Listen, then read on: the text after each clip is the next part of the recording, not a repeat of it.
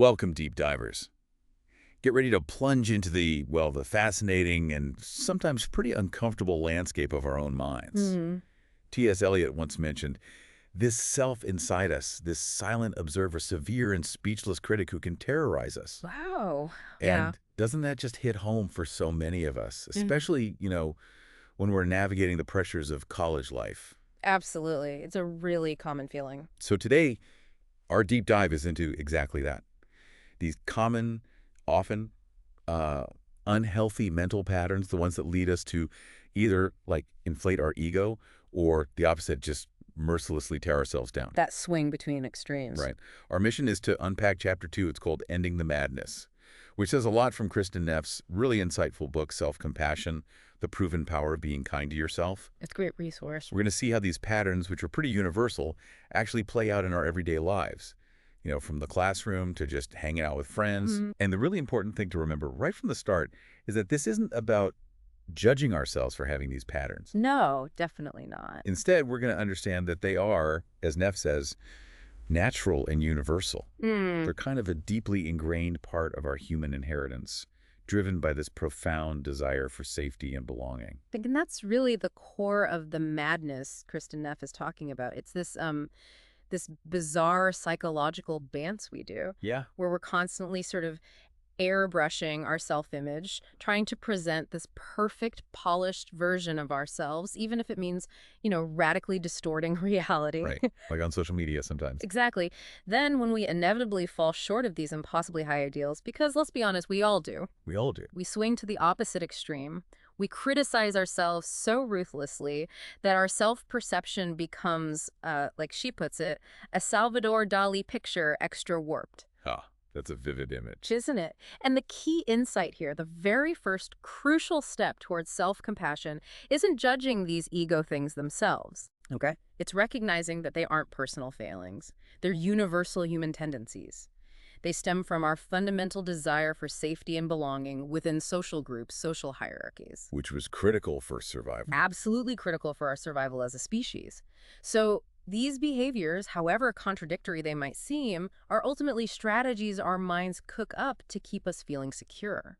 It's incredible how that primal need for safety can show up in such, opposite ways, isn't it? It really is. But what are some of those wild strategies our brains come up with? Well, one of the most common ones, and it often gets in the way of seeing ourselves clearly, is this deep-seated need to feel, better than others. Ah, okay. And that brings us right to a concept maybe some of you recognize, Yeah. the Lake Wobegon effect. Mm-hmm. Garrison Keillor's town. Yeah. Think about his fictional town, Mm. where, as he famously says, all the women are strong, all the men are good-looking, and all the children are above average. Sounds nice. It's a charming thought, right? But the thing is, most of us kind of live in our own personal Lake Wobegon. Research actually shows a staggering compression. 85% of students believe they're above average in getting along with others. 85%. And it's not just students. 94% of college faculty members think they're better teachers than their colleagues. Even higher. Even 90% of drivers believe they're more skilled, and this includes people who've recently been in an accident. Oh, wow. Okay. We tend to think we're funnier, more logical, more popular, better looking, nicer, more trustworthy, wiser, more intelligent. The striking thing here isn't just that we're all a bit deluded, Right. but how universally we crave that feeling of being better, even when the math just makes it impossible. Only half can be above average. Exactly. Just think of all those, American Idol contestants who are genuinely shocked when they're told they can't sing. Yeah, that's a perfect example. It really shows that disconnect. Now, here's where it gets really interesting and maybe a bit counterintuitive. Mm. You might assume this above average effect is just an individualistic culture thing, right? Unique to places like the U.S. Mm-hmm. You might think that. I mean, where else could Muhammad Ali get away with saying, I'm not the greatest, I'm the double greatest? Ah. Yeah. But studies show that while cultural values might differ, Americans tend to see themselves as more independent, maybe, while Asians might value cooperation and modesty, more culture. Okay. People across cultures still self-enhance on traits that are valued by their own culture. Ah, that's the key. So an Asian individual might genuinely see themselves as, say, more modest or respectful than their peers. It's the same underlying drive, just, expressed differently. That makes sense. And this drive, it isn't just about puffing ourselves up, is it? No. It also involves tearing others down. Psychologists call it downward social comparison. Downward social comparison. Okay. Is precisely as the author describes it. If I'm trying to gild my own ego, you can be damn sure I'll try to tarnish yours. Oof. Brutal. It is. And you see this brilliantly, though maybe exaggerated for comedy, in the movie Mean Girls. Oh, yeah, the Burn book. Exactly. Which was actually based on a nonfiction book, Queen Bees and Wannabes. The movie just vividly shows how high school cliques maintain their social status with that burn book, filled with cruel, gossipy stuff about other girls. Like those awful lines. Right, like, Trang Pak is a Grotsky little biatch, or Don Schweitzer is a fat virgin. Just awful. Yeah. It's quite striking to think that while most of us don't keep an actual burn book, this tendency to find flaws in others to feel better about ourselves is incredibly common. It's kind of why we secretly, or maybe not so secretly, enjoy seeing pictures of celebrities having a bad hair day or a wardrobe malfunction. Guilty as charged sometimes. Right. But this approach, while it might give you a fleeting ego boost, it has serious drawbacks. When we're constantly looking for the worst in others, our whole perception gets clouded by negativity. Yeah, I can see that. And our thoughts can become quite malevolent, actually. That's the mental world we end up living in. The key takeaway here is that downward social comparisons don't actually help us connect. They create disconnection and isolation. Which is exactly what our primal self is trying to avoid in the first place. Precisely. It backfires. Wow. That's a powerful point we're trying to connect. But these behaviors actually push people away. So, okay, how do we start to see ourselves with that clearer, more accepting lens? Well, the book offers a really useful exercise. Yeah, this one's called Seeing Yourself as You Are. It's Right. pretty straightforward. If you have a pen and paper handy, grab it, or you can just reflect as I walk you through it. Okay. First, list 5 culturally valued traits where you believe you're above average. Things like, intelligence, kindness, maybe attractiveness, athleticism, whatever feels right. Okay. 5 above average. Then, list 5 culturally valued traits where you feel you're just average, pretty much in the middle. Got it. And finally, list 5 traits where you think you're probably below average. Below average. Okay. So as you look at that full range of traits, the good, the average, and the not so great, the question is, can you accept all these facets of yourself? With kindness, with equanimity? That's the challenge. Because if the book puts it so beautifully, being human does not mean being better than others. Being human means you encompass the full range of human experience, the positive, the negative, and the neutral. Being human means you are average in many ways. It's about celebrating this complexity, this wonderfully varied experience of just being alive. That exercise really brings home the balance, doesn't it? Or often the imbalance we grapple with. Yeah. But maybe even more perplexing than this desire to feel superior is our equally strong and sometimes much more vicious tendency towards self-criticism. The other side of the coin. Exactly. As Anthony Powell put it, self-love seems so often unrequited. When that carefully airbrushed self-image cracks, or we're forced to face a perceived flaw, it's like a Cruella de Vil or Mr. Hyde emerges from the shadows, attacking our imperfect selves with just surprising viciousness. And the language our inner critic uses, it cuts like a knife, doesn't it? It really does. This inner dialogue, this constant running commentary and evaluation, it often becomes incredibly brutal because there's no one stopping us, right? There's no social censure for it inside our heads. We hear things like, "You're so fat and disgusting," or "That was a totally stupid thing to say," or even, "You're such a loser. No wonder nobody wants you." Ouch. Yeah, it can be really harsh. It's this baffling form of self-abuse, so common it even have that ridiculously long word for it. Floxen-Eichenhillepilification. Whoa, say that again? Floxen-Eichenhillepilification, that habit of estimating something as worthless, usually ourselves. Okay, wow. But if we think about the broader context, maybe it becomes a little more understandable. How so? Well, just like the self-aggrandizement we talked about, self-criticism is actually a safety behavior. A safety behavior. Again, Yeah, designed to ensure our acceptance within a social group. Think about a pack of dogs, maybe. The alpha gets to eat first, sure, but the submissive dog, the one that shows its belly when snarled at, it still gets a place in the pack. Okay. I see the analogy. Self-criticism, in a strange way, serves as that kind of submissive behavior. It lets us sort of abase ourselves before these imaginary others who pronounce judgment over us in our minds. Our mental judges. Exactly. Hoping they'll then reward our submission with a few crumbs of acceptance. We appease them by agreeing with their negative opinions of us first. It's fascinating, this almost like performative self-criticism we sometimes do. So, okay, we're driven to protect ourselves and we learn these patterns. But where do you think this deeply ingrained self-criticism really takes root for most of us? Well, very often it starts in the immediate family. Right. Makes sense. Our families are just crucial for survival when we're children. We rely on our parents for everything. We instinctively trust them to keep us safe. But sadly, many parents, often, unwittingly. They don't mean to, maybe.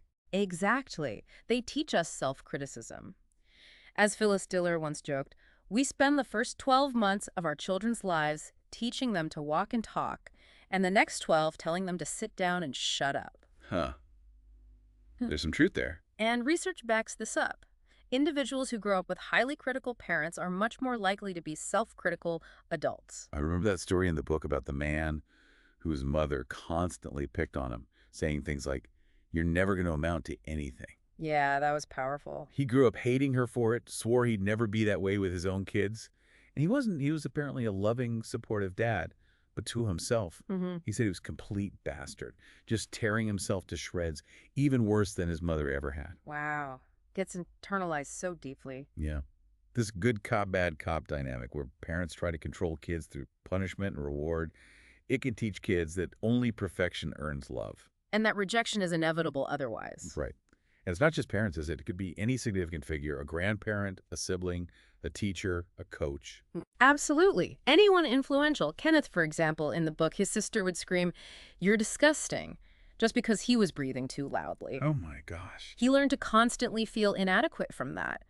As children, our natural defense mechanism is often to believe that, well, maybe if I criticize myself first, it'll prevent future mistakes, or at least it'll blunt the force of others' criticism. If you've already said it to yourself, it doesn't sting quite as much when someone else does. Exactly.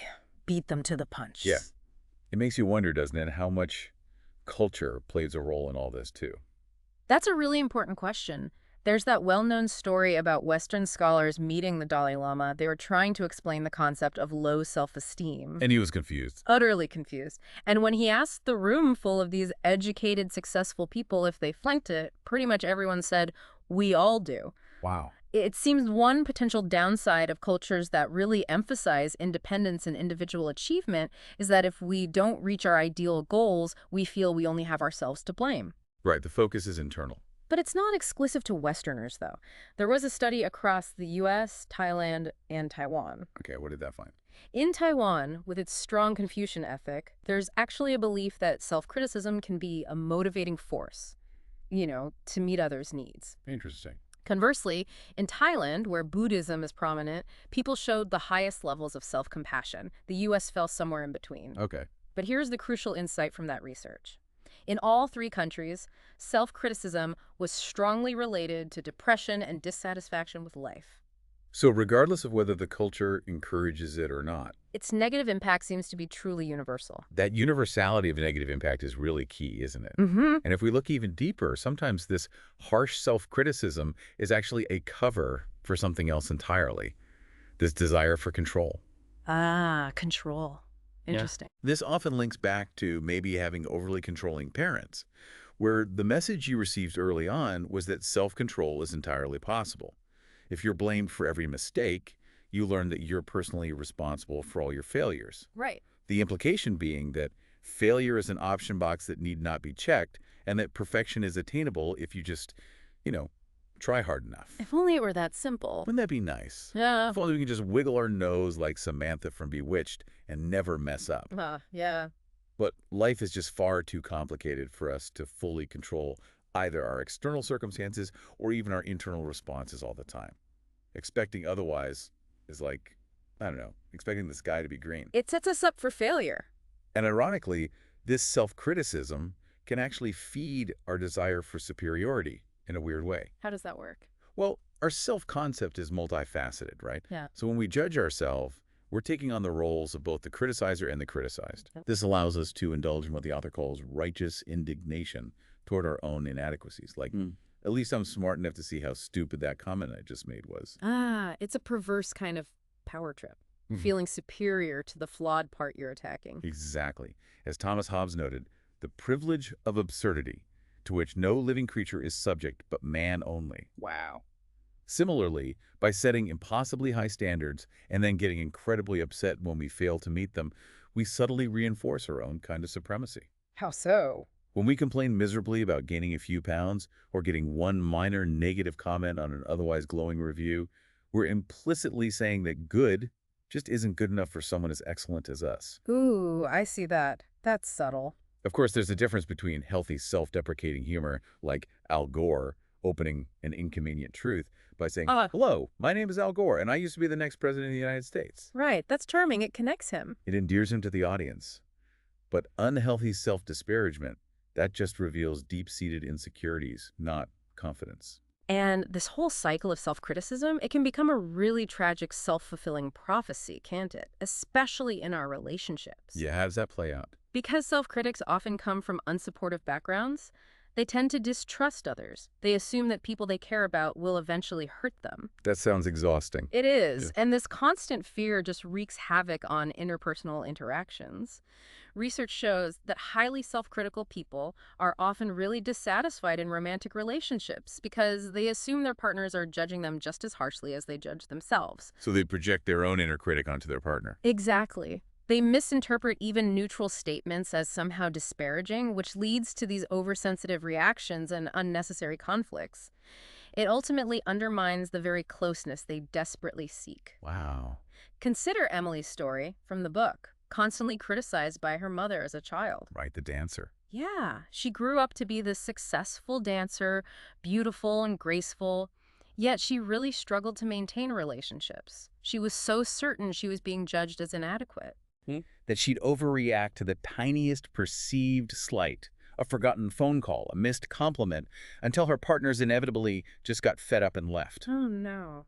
So in this way, her deepest fear, the fear of rejection, became her reality over and over again. Creating the thing she feared most. Precisely. And this is where self-verification theory comes in.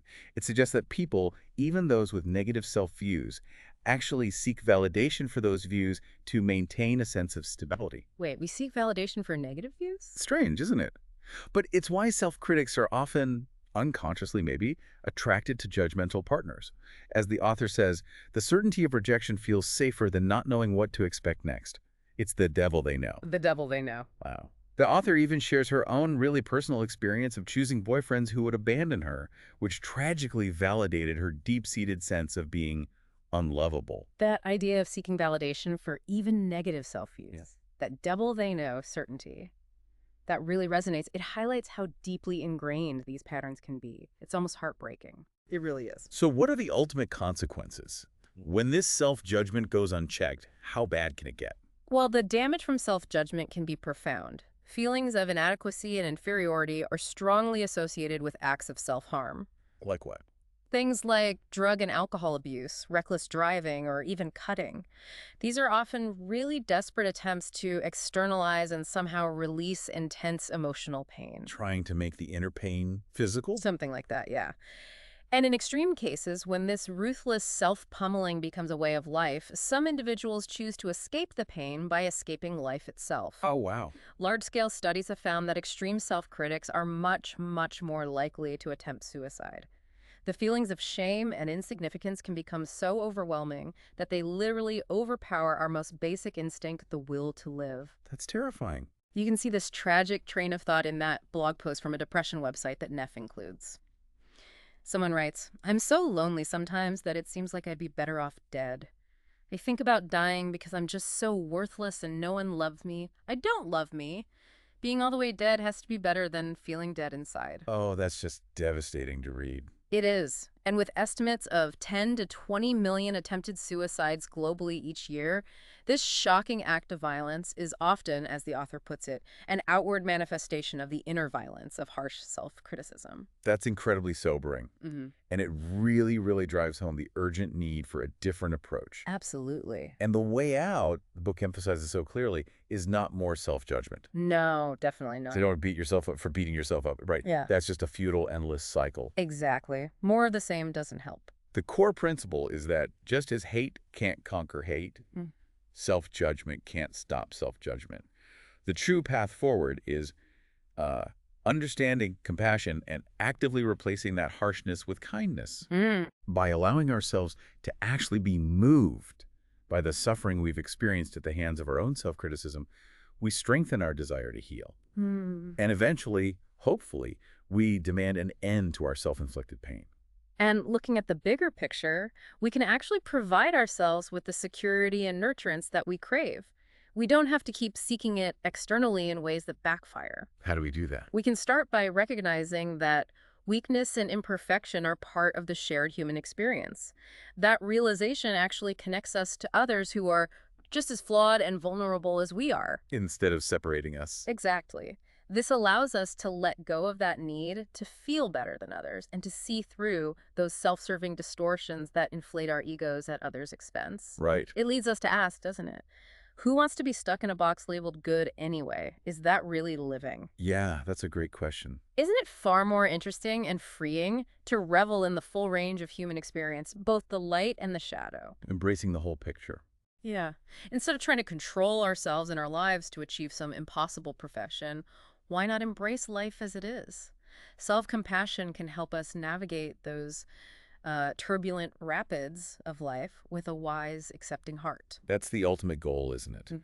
And it feels completely within reach when you frame it that way. It is. And to help us cultivate that wise, compassionate self, the book offers another really powerful exercise. It's called the criticizer, the criticized, and the compassionate observer. The three chairs. Yeah, it's modeled on a Gestalt therapy technique using a three-chair dialogue. It really helps us externalize different parts of ourselves, give them a voice, and allow for a more complete understanding. How does it work, basically? You set out three chairs.